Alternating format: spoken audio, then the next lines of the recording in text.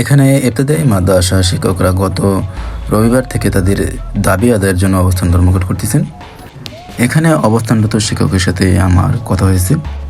This is আর হোসেন। চলুন শুনি তাদের দাবিগুলো। কিছু বলবেন?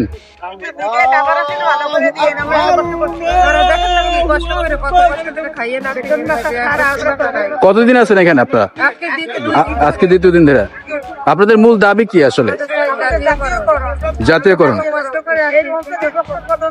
এখন কিসের আওতায় আছে আপনাদের এইটা? এখন কিসের? আপনারা এটা স্যালারি কিভাবে পান? এটা কি বিনা বেতনে? যদি অভিভাবকরা দেয় এইভাবে ওইটা আপনারা শিখাতে পারেন।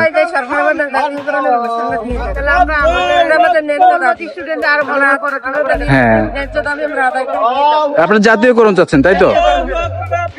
এখানে আমরা কতজন আছে আর কোথা থেকে আসছেন আপনারা?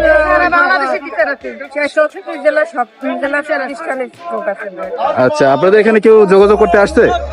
এখানে আপনাদের সাথে কেউ যোগাযোগ করতে আসছে সরকার?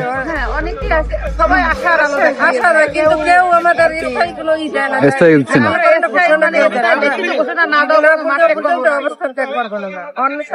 হ্যাঁ, আচ্ছা, আরো ভালো থাকেন আর আন্দোলন চালাই যান।